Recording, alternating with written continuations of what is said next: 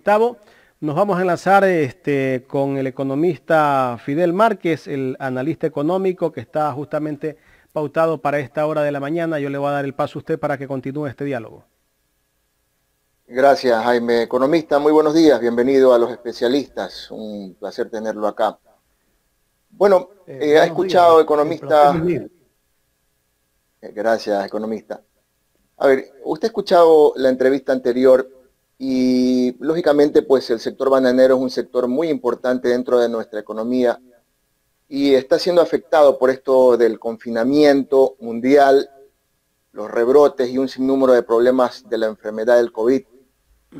Y aparte de eso, pues que ha manifestado pues este representante del sector exportador que las leyes tampoco han sido actualizadas y de alguna manera pues esto crea ciertas afectaciones en este sector importante del banano. Pero no es el único.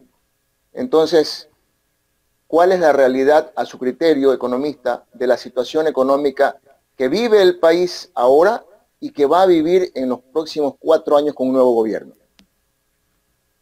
Sí, ahí tenemos nosotros que entrar a analizar que la economía ecuatoriana evidentemente va a tener un decrecimiento este año cercano al 10%. En el mejor de los casos por debajo del 10%. Algunos analistas e instituciones internacionales nos están hablando que la recesión en el Ecuador, es decir, la contracción económica puede estar cercano al 12%. Pero eso se traduce, por tanto, en que las empresas no van a generar la cantidad de empleo que se requiere para poder de una u otra manera paliar la situación de contracción de demanda que tenemos en el país actualmente. Si a esto nosotros añadimos que se está tratando de paliar el déficit fiscal que tiene el gobierno, es decir, el gasto del gobierno, las necesidades de financiamiento fiscales, vamos a llegar a la conclusión que se necesita pensar de forma distinta a lo que veníamos pensando hasta ahora, o como se dice en inglés, haciendo la traducción acá, hay que pensar fuera de la caja. Es decir, tenemos que buscar opciones no trilladas y por tanto tendríamos nosotros que estar pensando en cómo logramos una reactivación productiva que nos permita salir del bache en que estamos ahora con esta situación de pandemia, que lo que vino a hacer fue profundizar la crisis que teníamos, que se venía acumulando ya desde hace un lustro atrás, es decir, desde el 2015. Entonces nosotros ante esta situación tenemos que plantearnos en primer lugar cómo estimulamos la generación de empleo.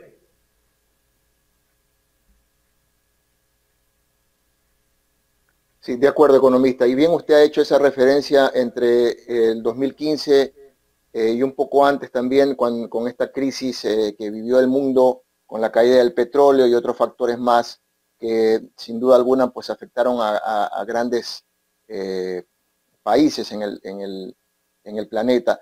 Pero, economista, las políticas de Estado del Ecuador actuales han ayudado en algo a mitigar esto, porque ¿cuál es la percepción ciudadana ante, por ejemplo, medidas de reactivación en la que no todos tienen acceso, en la que hoy en día los pequeños productores y no se diga los emprendedores no logran captar esos recursos que el gobierno actual dice haber dado para ayudar a estos sectores y dinamizar la economía?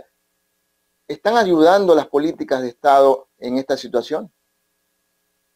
Sí, mira, en primer lugar yo creo que el Estado ha hecho algo que hay que reconocer y es que reperfiló la deuda que se tenía, deuda muy cara a corto plazo, donde además teníamos vencimientos ya sobre nosotros y que por tanto el país iba a llegar a un default.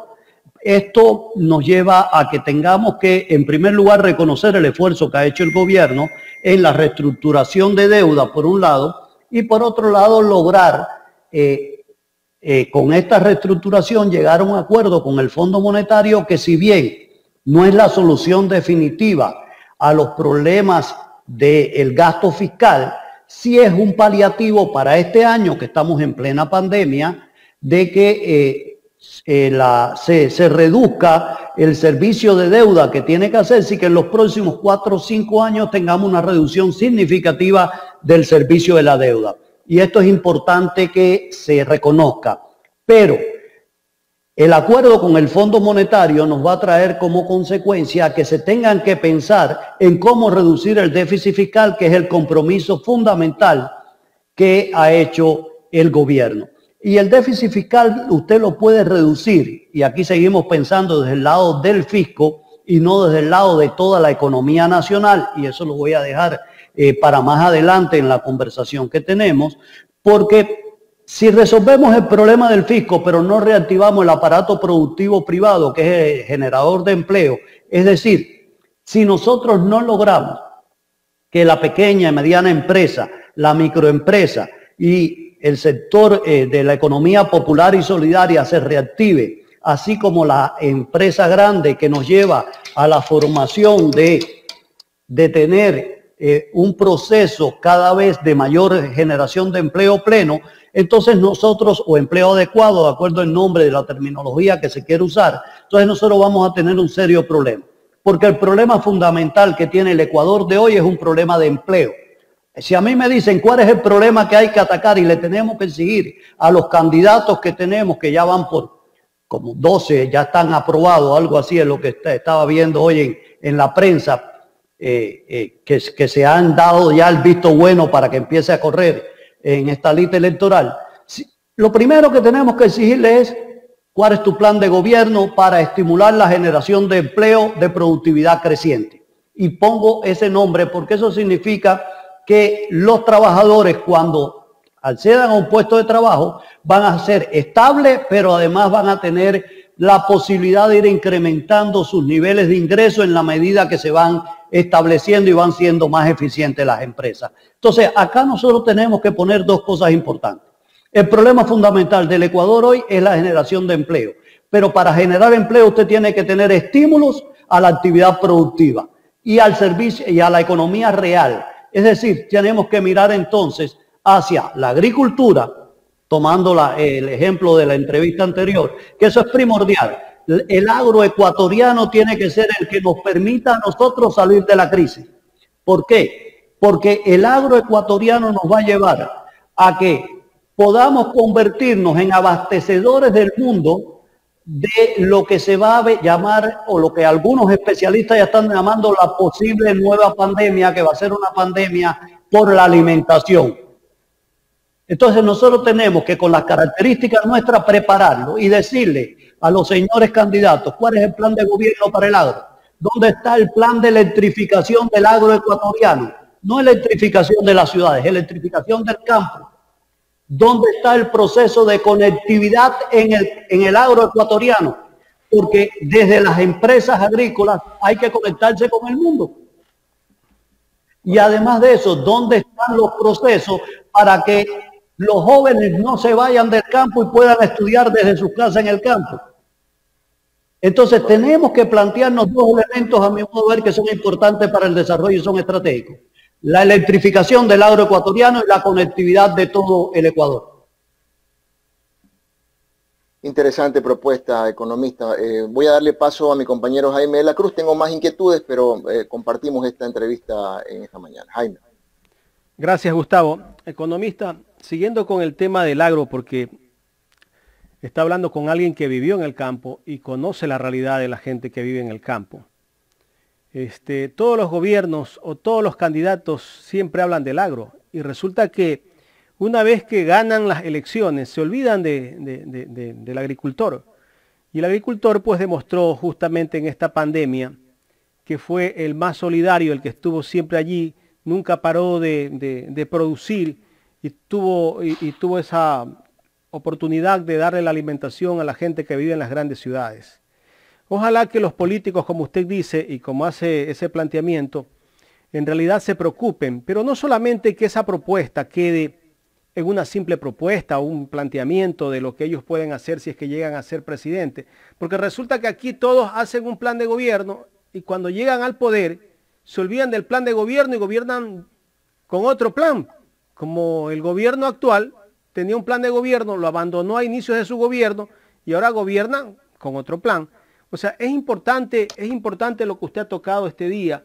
Yo creo que a todos los candidatos hay que exigirle esto, para que el país, de alguna manera, tenga un desarrollo en el sector agrícola. Sí, mire, yo soy un convencido del agro y coincido con usted. Si no hubiera sido por nuestros agricultores, como se dice popularmente, nos hubiéramos comido la camiseta. Y gracias a los agricultores, al sector agropecuario y a toda la parte esta del sector primario de la economía, tenemos que decir nosotros que nos ha permitido sobrevivir, y en la época más dura de la pandemia nunca faltó el abastecimiento en los mercados.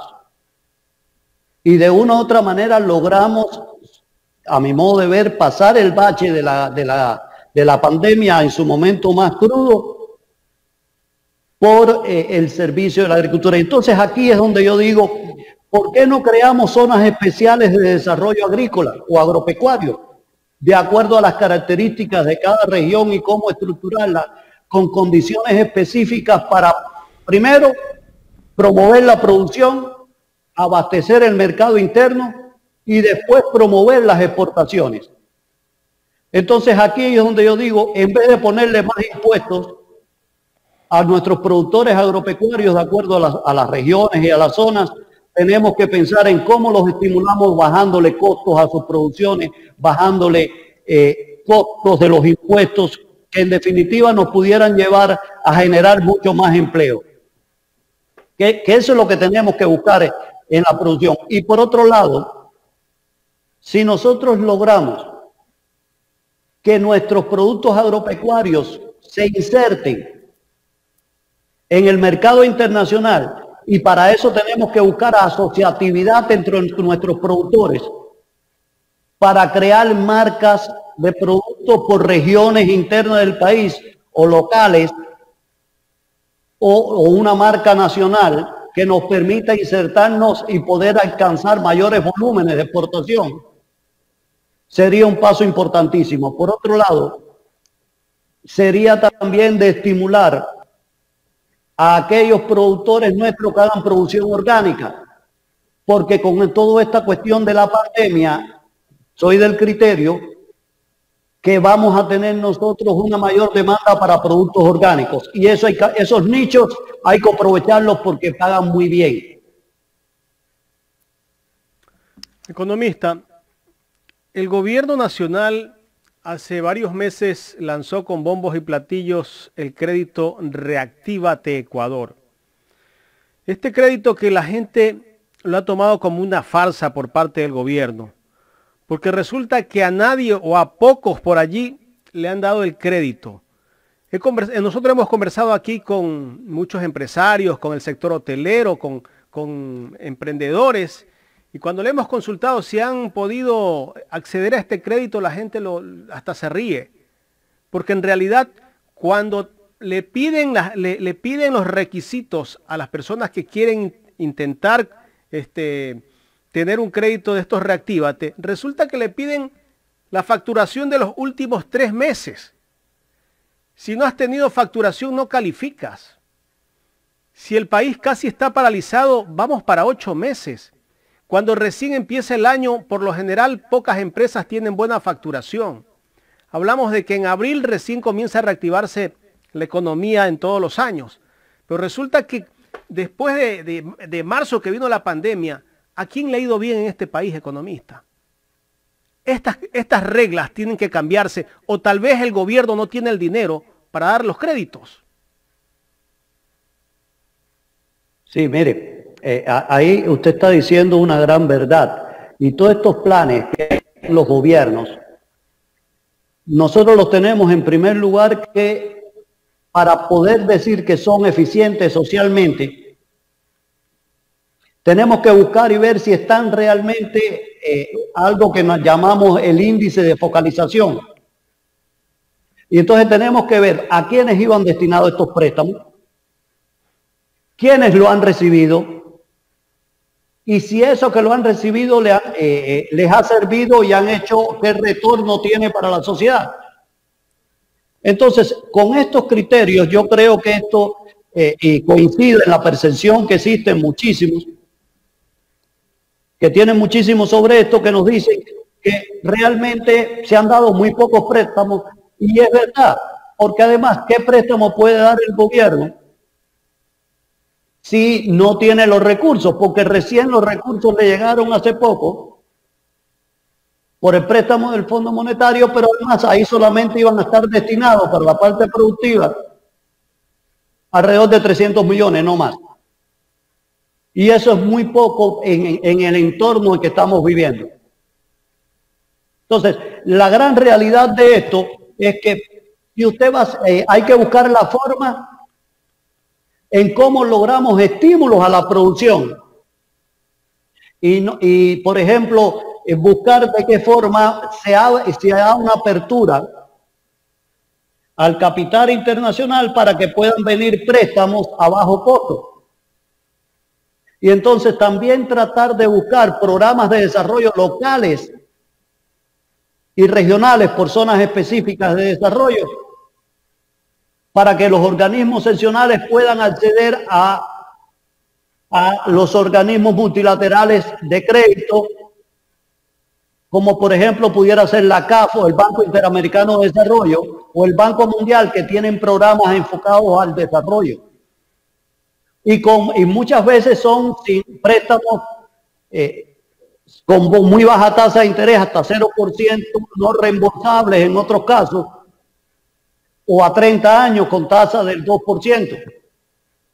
Entonces ahí sí podríamos estar nosotros buscando programas, pero para eso tenemos que pensar no en salvar el fisco nacional, sino cómo logramos nosotros programas de desarrollo locales que nos permitan acceder a estos préstamos. Economista Fidel Márquez, en otro tema, ¿cuál es el respiro que tendrá la economía del Ecuador con el préstamo obtenido al Fondo Monetario Internacional y a qué costo? Mire, acá en primer lugar, este año le salvaron la campana al gobierno. Él le llegó 4.000 millones que le van a entrar por el Fondo Monetario Internacional, que le va a permitir paliar la situación del déficit que he tenido. Para el año que viene, van a llegar unos primeros desembolsos en los primeros meses, alrededor de 400 millones, y después hay que ver si se cumple con la ley de transparencia, la propuesta que haga, si convence al Fondo Monetario de disminuir el déficit fiscal al 2.5 en la propuesta que se están haciendo, si se hace o no la reforma tributaria famosa y cómo se va a hacer, en función de qué se va a hacer, si hay todavía, si se logra disminución del gasto público. Eso, lo que sí te puedo decir es que, como algunos han dicho ya, para el año que viene el gobierno tiene una mesa cuasi servida, no servida completa, para el próximo gobierno. Entonces el próximo gobierno, y aquí es donde yo digo, tendría que tomar el toro por los cuernos y tiene que entonces enfrentar la situación de crisis que tiene el país. Porque para salir de esta crisis nos vamos a demorar de 3 a 4 años. No creo que podamos nosotros salir inmediatamente de la crisis que estamos viviendo. Entonces, la situación actual es que el gobierno actual salta el bache y pasa la pelota al próximo gobierno. Esa es la realidad que tenemos. Correcto. Le voy a dar paso nuevamente a mi compañero Gustavo Jiménez, que tiene más inquietudes. Gracias, Jaime. Economista, escuchando atentamente esa explicación que usted ha dado y escuchando al mismo tiempo el criterio de otros expertos económicos que analizan la deuda actual que podría bordear los 35.000 millones solo en este gobierno, y el cual ha servido en parte para cubrir el gasto corriente, porque en inversión pública no se ha visto mayor desempeño. ¿Cómo se podría pensar que el próximo gobierno tiene la mesa servida, economista? Explíqueme eso, porque ahí sí me dejó confundido. No, cuasi servida. No está servida. Es decir, no va a encontrar una bola grande de déficit que este gobierno le va a traspasar, como históricamente se ha hecho, la famosa bola que va creciendo, ¿no? De los déficits. Y que además va a tener un primer respiro con las condiciones existentes para que pueda hacer determinadas transformaciones. Pero a partir del segundo semestre del año que viene, que es cuando empieza a gobernar, en función de los planes de gobierno y en función de quien gane las elecciones, ahí tenemos que hacer el análisis de cuál es el programa que van a seguir, y en función de eso vamos a saber si continúa el acuerdo con el Fondo Monetario o si se proponen nuevas alternativas y qué tipo de políticas fiscales son las que va a seguir este gobierno.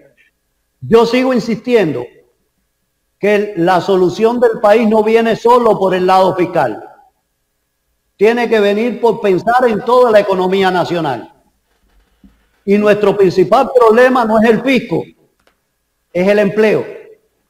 Porque en función del empleo es que las familias pueden vivir. Y en el centro del desarrollo de un país tiene que estar el ser humano, no puede estar el gobierno. Permítame, economista, para que me ayude, nos ayude a nuestros amigos que también comparten esta entrevista el día de hoy a través de nuestra señal de Ecuador en directo. Permítame leerle este informe del Banco Central y ayúdenos a entender. Luego de la explicación, yo le formulo la pregunta, porque aquí viene una gran confusión en cuanto a qué es lo que nos está faltando. Dice, la reducción del consumo durante los meses de enero y agosto del 2020 provocó un desplome del 21.6% en cuanto a la importación nacional de productos no petroleros. Este es un informe del Banco Central, lo estoy leyendo tal y cual. Según detalla el documento, la pérdida de ventas del sector privado alcanzó el valor de menos 14.729 millones, en comparación con el mismo periodo del año anterior.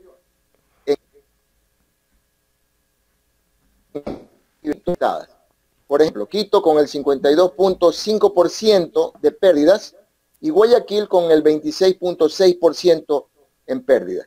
En cuanto a las exportaciones no petroleras, el Banco Central informó que existe un incremento del 8.2%, mientras que la exportación petrolera superó en 486% a estas importaciones.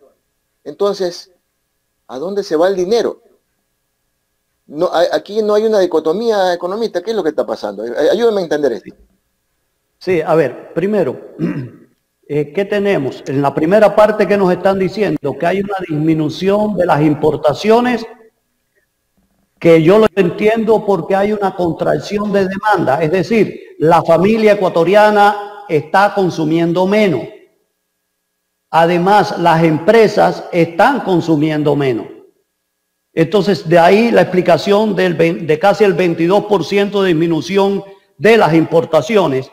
Y nos dicen que hay casi 15.000 millones de dólares menos en consumo. Eso significa, si tenemos una disminución de casi 15.000 millones de dólares de consumo, eso significa que tenemos una caída en el Producto Interno Bruto por ese, más o menos en esos términos de 100.000 millones. Ahí nosotros vamos a ver que el consumo va a estar influyendo enormemente, y por eso he hablado de una contracción de demanda. Es decir, se está demandando menos productos para el consumo en el Ecuador, en casi 15.000 millones de dólares. Hay un proceso acá de contracción de la economía en el comercio en Quito del 52% por la contracción que se dio, y en Guayaquil con el 22.5%. Esto es explicable en muchas cosas. La actividad económica fundamental de Quito es actividad asociada con actividades fundamentalmente vinculadas con las empresas públicas, y por tanto aquí vimos nosotros una contracción en el lado del sector público, y en el caso de Guayaquil, vinculado a las actividades de comercio y de producción privada, y donde además vimos que el crecimiento de las exportaciones no petroleras en un 8.2, fundamentalmente en aquellos productos como es el camarón, el banano, que sí tuvieron un crecimiento importante y productos alimenticios, esto nos dice a nosotros lo que habíamos dicho al inicio. Hay que pensar en el agro. El agro nos salvó la campana, tanto en el consumo nacional como en las exportaciones. Entonces, ¿de qué estamos hablando? Estamos hablando que esa tiene que ser nuestra vocación por naturaleza. Si la naturaleza nos está diciendo, señores, gracias a esto sobrevivimos, apliquemos nuestras ventajas comparativas y competitivas. No redescubramos el Mediterráneo ni el agua tibia a estas alturas. Nosotros tenemos que ser agrícolas por nuestras condiciones y además estamos en un lugar privilegiado en el mundo de luminosidad, de tierra, de buena cantidad de agua que tenemos en el país, de recursos hídricos, y además de eso estamos equidistante de casi todas partes del mundo para exportar. Entonces, ese tipo de cosas nos tiene que llevar a nosotros a decir, asociémonos y hagamos buenos planes de acuerdos comerciales para que nuestros productos lleguen y Perú y Colombia no nos sigan quitando espacio en los productos agrícolas con nuestros principales socios comerciales. Hacia ahí tenemos que apuntar. Y ese es otro de los elementos importantes que hay que decir. Hay que llegar a acuerdos comerciales donde no perdamos, donde sea que ganemos. Y en este sentido tiene que ser la negociación, porque todo está en función de cómo negociemos los acuerdos. Los acuerdos no son malos, son buenos, pero si usted lo negocia mal, se convierten en malos. Y es ahí donde tenemos nosotros que poner las circunstancias en este proceso. Entonces, con estas circunstancias, nosotros tenemos que apuntar entonces a que la crisis es fuerte, sí, pero solución sí tiene. Y tenemos nosotros, por tanto, que plantearnos que la solución tiene que venir por el lado de ser creativo y olvidarnos un poco de las recetas ya trilladas.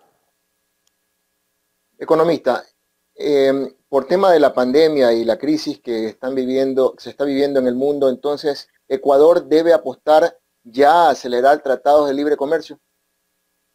Yo creo que sí, porque además el próximo ciclo va a estar marcado por la demanda de alimentos de los países. Y porque además los gobiernos de los países desarrollados están utilizando y los organismos internacionales están promoviendo planes de ayuda desde los gobiernos hacia los segmentos poblacionales más desfavorecidos, y por tanto ahí nosotros tenemos que apuntar en cómo llegamos con nuestros productos y con acuerdos a estos gobiernos. Yo creo que por ahí se abre una barrera importante, un canal interesantísimo e importante, al igual que a través de los organismos internacionales. Entonces, esto quiere decir, y con esto concluyo, le doy paso a mi compañero Jaime Lacruz, esto quiere decir, economista, que esto no es un tema solamente de plan de gobierno, esto tiene que ser una propuesta de Estado donde se involucren las otras entidades como la Asamblea Nacional, que articulen proyectos de ley que mejoren la situación para que venga la inversión en el país. Tiene que ser quitar todas las trabas estas que a veces son del siglo XVII que tenemos nosotros en el país, y ahí la Asamblea Nacional juega un papel importantísimo. Además de eso, tenemos que tener un acuerdo nacional que nos lleve a que todos digamos, estos son los acuerdos mínimos y por acá nos vamos todos. Y en función de eso tenemos que hacer planes de Estado. El gobierno tiene que instrumentar esos planes. No que cada 2 años cambiemos los planes de gobierno. Economista, ¿qué le parece a usted que en medio de la pandemia el gobierno actual y los gobiernos seccionales desvincularon a miles de trabajadores, y dentro de estas desvinculaciones tienen un costo económico? ¿Cuál es el criterio suyo?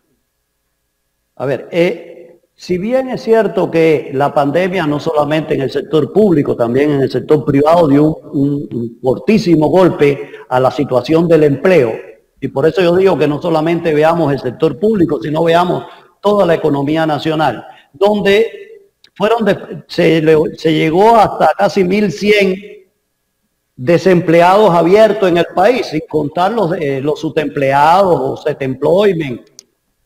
los subempleados que teníamos de distintas características, y sin contar además a aquellos que ya no buscan trabajo. Entonces, todo eso nos lleva a que nosotros tengamos que decir que la solución tiene que venir acá, en primer lugar, por el lado de tener el plan de reconversión laboral de todas esas personas que han perdido su puesto laboral. Y si hay que destinar, por tanto, de los recursos, y existen recursos a nivel internacional que llegan a través de los organismos multilaterales de crédito, a esa reconversión laboral y a crear las condiciones para que vengan nuevas industrias al país, se creen nuevos procesos de actividad económica que le dé cabida a estos señores que fueron desplazados de sus puestos laborales.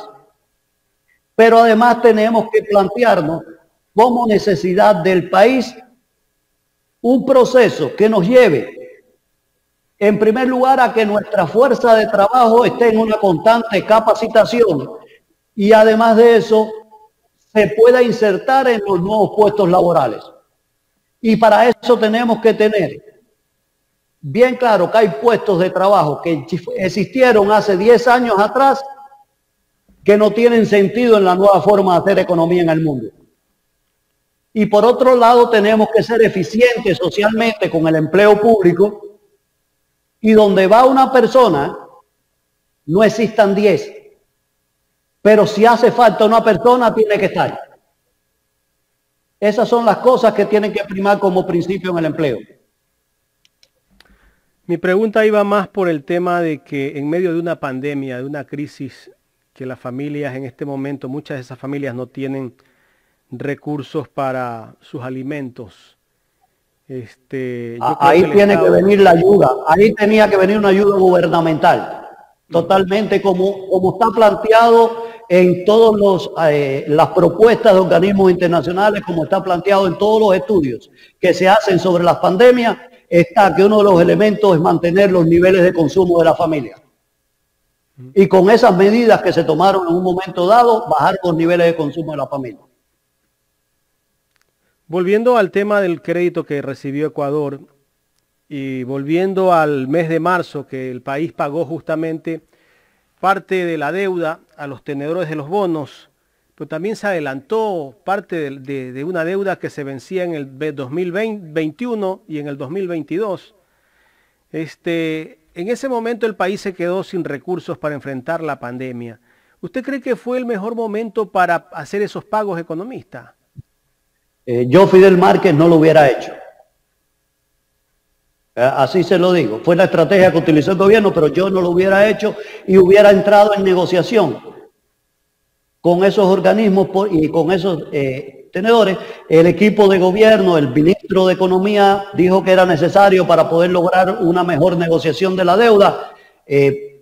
Ellos decidieron eso, yo no lo hubiera hecho así, yo hubiera destinado esos recursos para enfrentar la pandemia.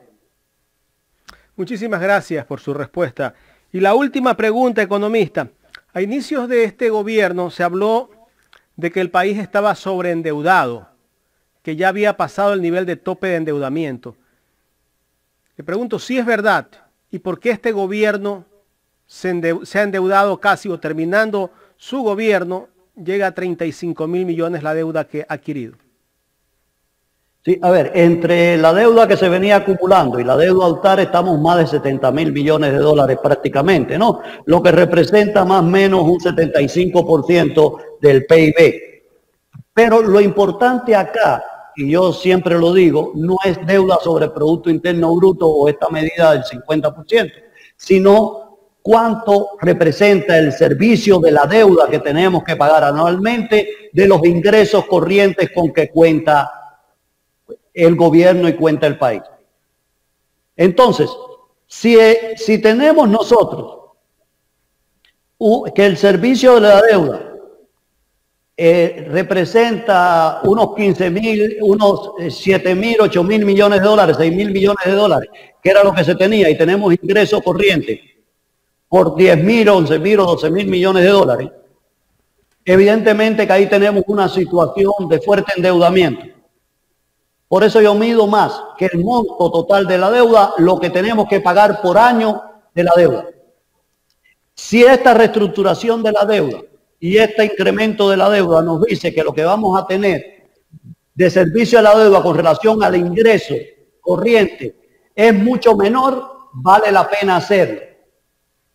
Pero si dentro de poco tiempo no logramos tener el crecimiento del ingreso corriente y se nos dispara el servicio a la deuda, como va a ser dentro de 5 o 6 años, cuando ya se pasen los periodos de gracia y todo esto, el próximo gobierno tendrá un serio problema. Y eso hay que decirlo así. Hay que hacer entonces un programa que nos lleve a que tengamos un servicio a la deuda de 6.000 millones de dólares o 3.000 o 4.000 millones de dólares, pero ingresos corrientes por encima de los 15.000 millones de dólares. Entonces, para que realmente se puedan destinar a salud, educación, a la seguridad ciudadana y no al pago de deuda, las condiciones que tenemos. Entonces, los préstamos que lleguen tienen que destinarse a la actividad productiva o a la inversión social para que mejoren las condiciones y la movilidad social de las personas en el Ecuador. No a servicio de deuda, ni tampoco a gasto burocrático ineficiente.